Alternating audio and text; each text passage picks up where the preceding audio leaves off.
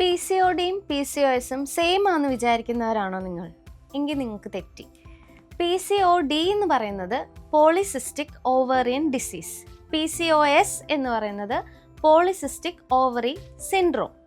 അപ്പോൾ സിൻഡ്രോം എന്ന് കേൾക്കുമ്പോൾ തന്നെ നമുക്കറിയാം കുറേ സിംറ്റംസ് കൂടുന്നതാണ് സിൻഡ്രോം എന്ന് പറയുന്നത്. പക്ഷെ പോളിസിസ്റ്റിക് ഓവറിയൻ ഡിസീസ് എന്ന് പറയുന്നത് നമ്മുടെ ലൈഫ് സ്റ്റൈൽ ചേഞ്ചസ് കൊണ്ടുണ്ടാവുന്നത്, നമ്മുടെ വർക്കൗട്ട് ഇല്ലായ്മ കൊണ്ട്. ഇപ്പം എല്ലാവരും ഫാസ്റ്റ് ഫുഡും അങ്ങനത്തെ ഫുഡൊക്കെ അല്ലേ കഴിക്കുന്നത്. അപ്പോൾ അതുകൊണ്ടൊക്കെ വരുന്നതാണ് PCOD എന്ന് പറയുന്നത്. അത് നമുക്ക് റിവേഴ്സ് ചെയ്യാൻ പറ്റും. നമ്മൾ ജസ്റ്റ് ഒരു ചേഞ്ച് നമ്മുടെ ലൈഫിൽ വരുത്തി കഴിഞ്ഞാൽ നമുക്ക് PCODനെ റിവേഴ്സ് ചെയ്യാൻ പറ്റും. പക്ഷെ PCOS എന്ന് പറയുന്നത് നമ്മുടെ എൻഡോക്രൈൻ എന്ന് പറഞ്ഞ ഗ്ലാൻഡിന് വരുന്ന ഒരു ഡിസീസാണ്. അത് നമുക്ക് റിവേഴ്സ് ചെയ്യാൻ പറ്റില്ല. അതിന് വേണ്ടി മെഡിസിൻസ്, അതുപോലെ കുറേ ഫുഡ് ഹാബിറ്റ്സ് ഒക്കെ നമുക്ക് ചേഞ്ച് ചെയ്യേണ്ടതായിട്ട് വരും.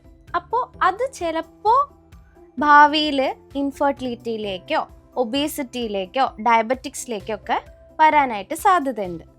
ഇപ്പോൾ നിങ്ങൾക്ക് PCOD എന്താണെന്നും PCOS എന്താണെന്നും ഉള്ള ഒരു ചെറിയ ഐഡിയ കിട്ടിയില്ലേ? ഇനി നിങ്ങൾക്ക് ഫർദർ ആയിട്ട് എന്തെങ്കിലും അറിയണമെങ്കിൽ നിങ്ങളുടെ ഡോക്ടറായിട്ട് ബന്ധപ്പെടുക.